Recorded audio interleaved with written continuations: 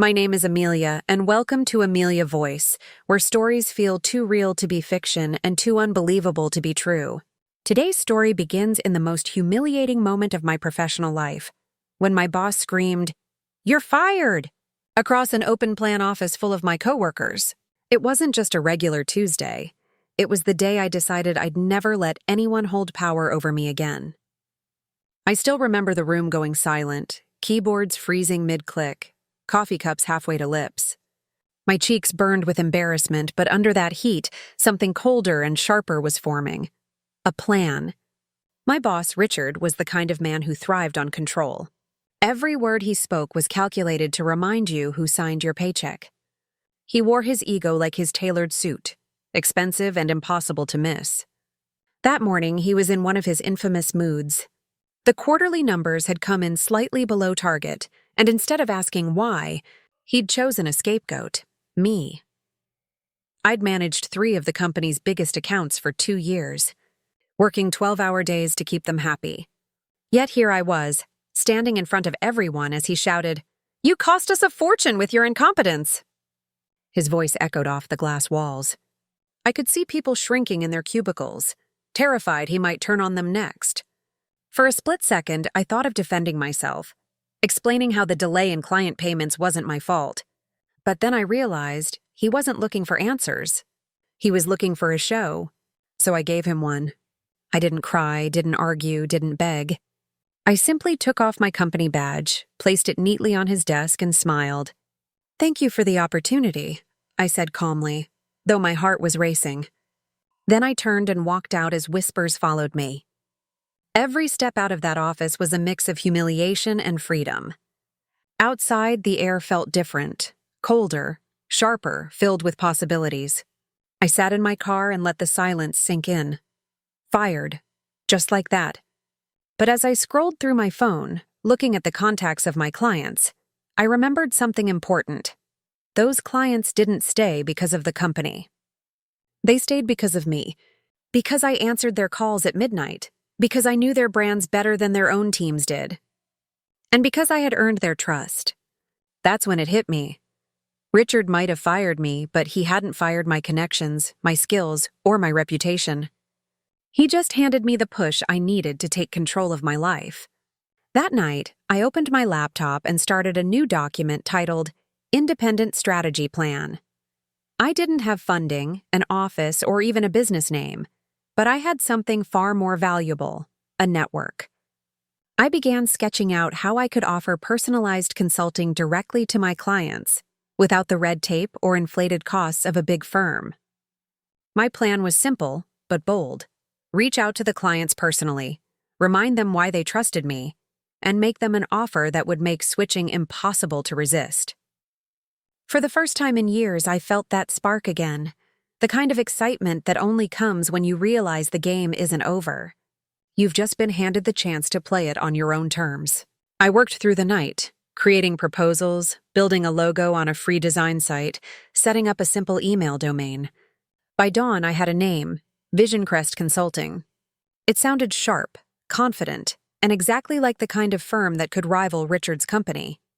As the sun rose, I hit send on 3 carefully crafted emails, one to each of my former clients. I thanked them for our years together, explained my new venture, and hinted that I could now offer them more personalized service, faster turnaround, and better rates. I didn't expect replies immediately, but by noon my phone rang. It was Marcus, one of the biggest clients in the portfolio, a multi-million-dollar tech company CEO known for his blunt honesty. "I heard what happened," he said without preamble. "You're starting your own thing?" I hesitated, then said, "Yes, Vision Crest Consulting. I'm taking the skills I've built and going independent." There was a pause, and I could almost hear him smirking. "Good, about time. Send me your terms. Let's see what you've got." My heart pounded as I hung up.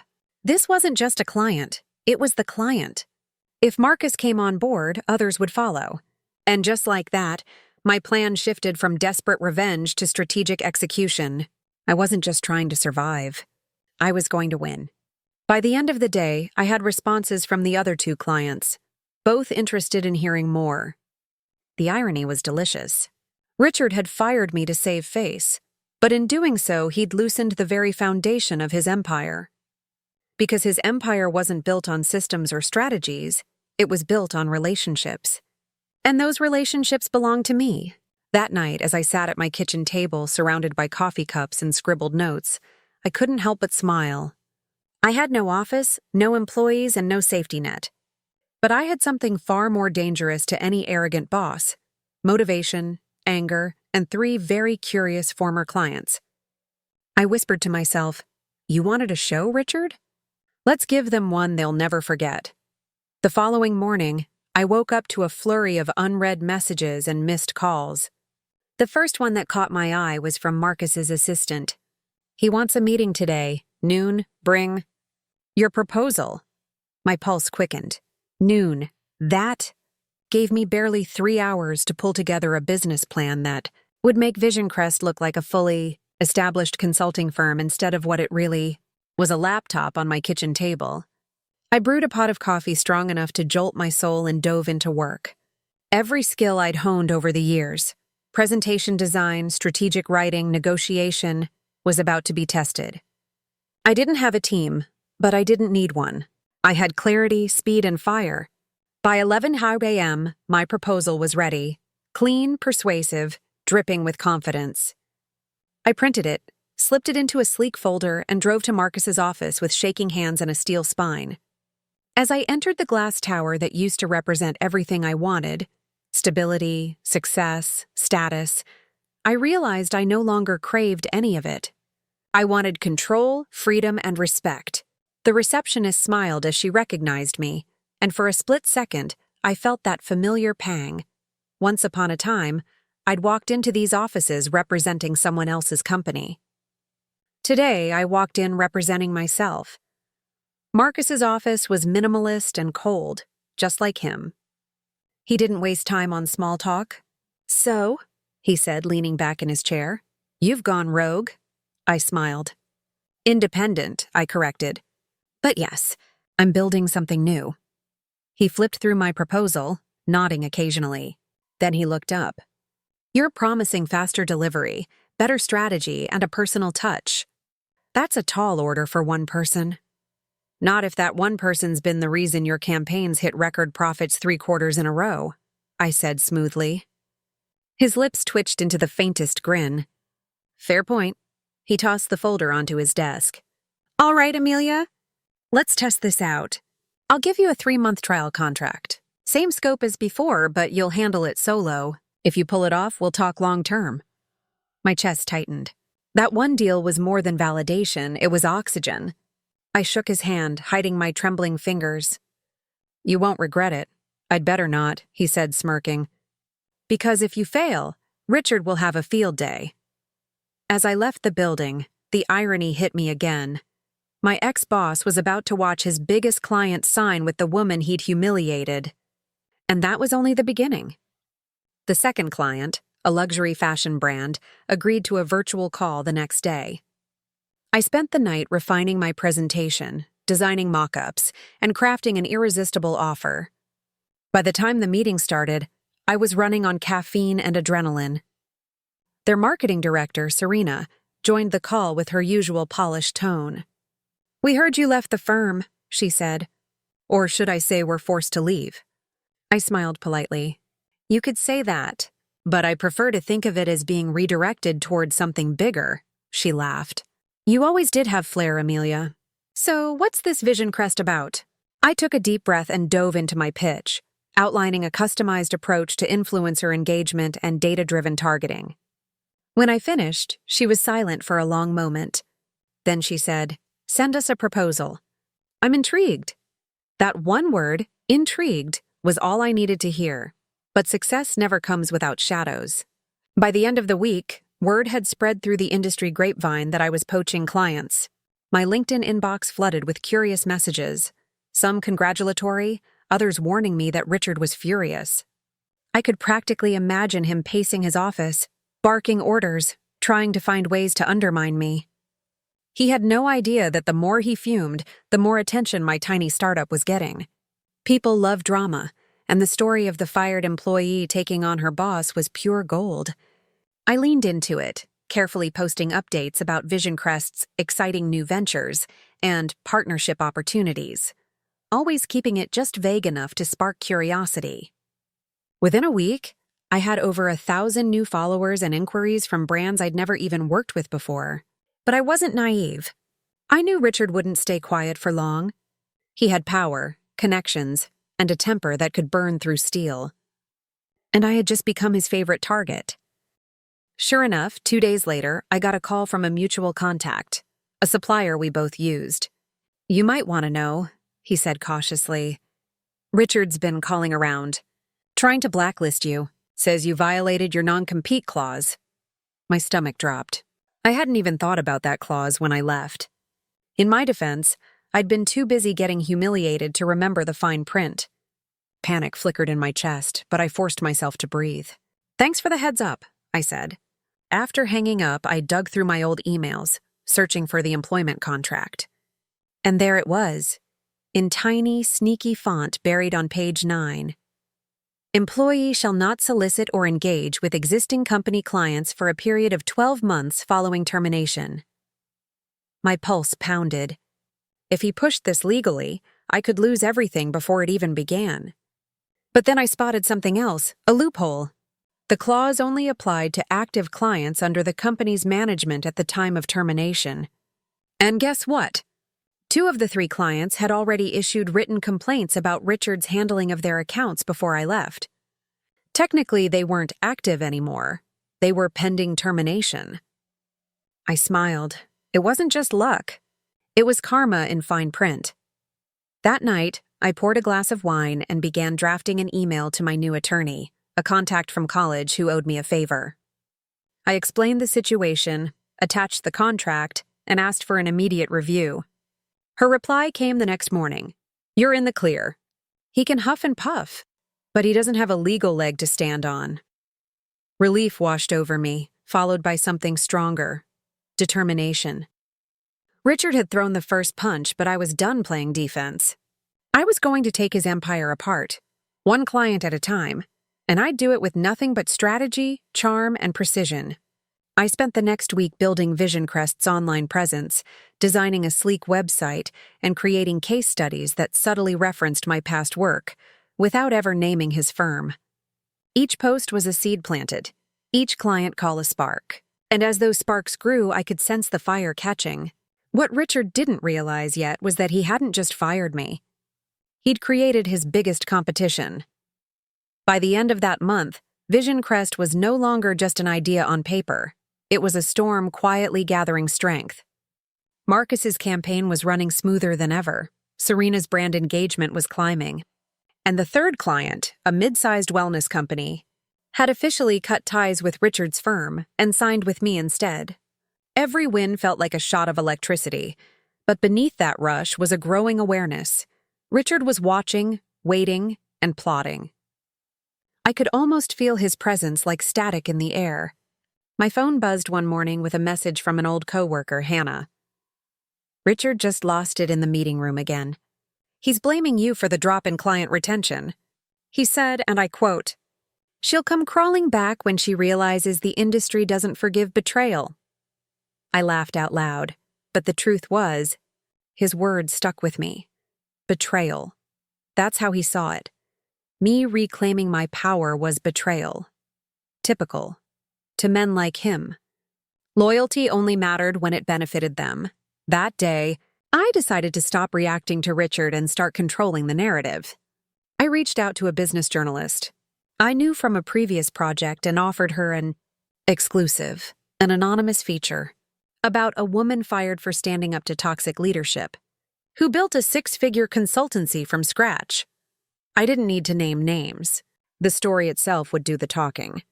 A week later, the article went live and it exploded. The headline alone, "From Fired to Fierce, How One Woman Outsmarted Corporate Ego," spread across LinkedIn like wildfire. My inbox flooded with partnership requests, job offers, and speaking invitations. Even my old clients shared it, adding comments like, "This woman was always the real deal." The publicity didn't just elevate Vision Crest, it made Richard's company look archaic, cold, and crumbling. He must have been fuming, watching his empire lose credibility while mine flourished. I should have been satisfied, but there was a strange emptiness behind the thrill. For all my victories, part of me still remembered how small I'd felt that day he humiliated me. I wasn't just building a business. I was rebuilding my dignity. And I wasn't done yet. A few weeks later, I received an email that nearly made my heart stop. Subject: collaboration opportunity. It was from a Fortune 500 company, a dream client that Richard's firm had been trying to land for years. They wanted to discuss partnering with Vision Crest. I stared at the screen, realizing what this meant. If I secured them, it wouldn't just be a new contract. It would be the final nail in Richard's coffin. I spent days preparing for the pitch, rehearsing my words, anticipating every question. The meeting was scheduled at an upscale conference suite downtown. When I walked in, the panel of executives greeted me warmly, but halfway through the introductions, my breath caught. Richard was there, sitting at the far end of the table, smirking. Of course he was. He'd caught wind of the opportunity and swooped in to collaborate with them, desperate to reclaim his lost dominance. For a moment, my confidence faltered. The flashbacks came, his voice shouting, the laughter of coworkers, the shame. But then I straightened my shoulders. This wasn't the same Amelia he fired. This was the woman who built something from ashes. "Nice to see you again, Amelia," he said smoothly. "Still trying to play in the big leagues?" "Oh, I'm not trying," I replied with a calm smile. "I'm leading them." A few of the executives chuckled quietly, and I could see his jaw tighten. The meeting began, and he launched into a predictable, jargon-filled presentation about scalability and legacy. When it was my turn, I didn't use slides. I told a story, a vision of transformation, agility, and personalized strategy that cut through the corporate fluff. I spoke directly to what the company needed, not what they wanted to hear. By the time I finished, the room was silent. The lead executive finally said, "Impressive, Amelia." "Really impressive." Richard forced a laugh. "Sure, it sounds nice, but she's a one-woman operation. Can she handle a contract this size?" I looked him squarely in the eye. "You're right. I'm one woman. But that's exactly why I deliver results faster than entire teams of men arguing over PowerPoints." The room burst into laughter, and Richard's fake grin melted into fury. 2 days later, I got the call. Vision Crest had won the contract. I sat in stunned silence, then let out a shaky laugh that turned into tears. Not of sadness, of release. I'd done it. The deal meant expansion, staff, and financial freedom. But more than that, it meant victory. I didn't just survive being fired. I'd rewritten the story entirely. The following week, Richard's company began losing staff. Hannah texted me again. "People are leaving." "You broke him, Amelia." I didn't respond. Not because I didn't care, but because I'd already moved past him. I was building something real, something lasting. Still, poetic justice has a sweet flavor, and I couldn't deny savoring it a little. One evening, as I stood in my small but growing office, now with 2 new hires and a view of the skyline, I received an email from Richard himself. "Congratulations on the new contract. I underestimated you. Maybe we should talk about collaborating in the future." For a moment, I just stared at it, half laughing, half incredulous. The same man who screamed, "You're fired," in front of everyone was now asking to work with me. I typed a short, simple reply. "Thank you for the opportunity, Richard." Then I hit send. It was poetic, full circle, and perfectly polite, just as he'd taught me. Only this time, I was the one in control. That night, as I left the office, city lights glimmering below, I thought about how fast life can turn when you decide to stop waiting for permission. People often say success is the best revenge, but standing there, feeling the quiet power of independence, I realized it's not about revenge at all. It's about reclaiming the narrative. And as the elevator doors closed, I whispered to myself, "He fired me to break me. But all he did was set me free." Weeks passed, and the rhythm of my new life settled into something both thrilling and surreal. My calendar was packed with client calls, interviews, and strategy sessions, yet every morning I woke up energized, hungry to build, to grow, to keep proving that Vision Crest wasn't a fluke. The story of my firing had gone viral far beyond my control, spreading across social media like a spark in dry grass. People loved it, the underdog who turned humiliation into power. My inbox overflowed with messages from strangers, mostly women, saying my story gave them courage to leave toxic jobs or start their own ventures. Each one reminded me why I had to keep going. But success attracts attention, the kind that isn't always friendly. Richard hadn't vanished into the background. He was regrouping. One night, as I worked late finalizing a proposal, my phone buzzed with a text from Hannah again. "Heads up. He's been digging. Rumor is he's trying to buy out Vision Crest through an investor front." My stomach twisted. Buying out my company? The audacity. He wasn't just angry anymore, he was desperate. I barely slept that night, scrolling through emails, tracing investor inquiries, looking for anything suspicious. And then I found it, an email from a supposed private investor offering to fund my expansion in exchange for partial equity. The name didn't ring a bell, but the language sounded too familiar, too polished in the exact corporate tone Richard used when he wanted something. I smiled bitterly. He thought he could buy back control of me, disguise it behind money. The next day, I crafted my response carefully. "Thank you for your generous offer. However, Vision Crest isn't for sale, especially not to those who underestimate its owner." Then I blocked the address. For a few minutes, I sat in silence, heart pounding, but a strange calm settled in. He still didn't understand that I wasn't fighting to win. I'd already won. He was fighting not to lose. There's a difference. 2 weeks later, I stood backstage at a business conference, waiting to give a keynote speech titled, "Redefining Power After Failure." Hundreds of people filled the auditorium, whispering, waiting.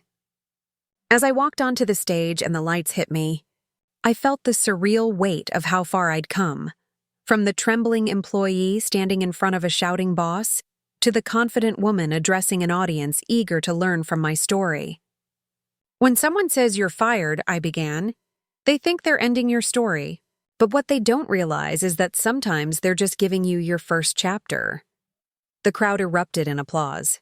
I spoke about leadership, resilience, and the hidden power of starting over. Afterward, people lined up to talk to me, entrepreneurs, executives, students. Among them was a familiar face.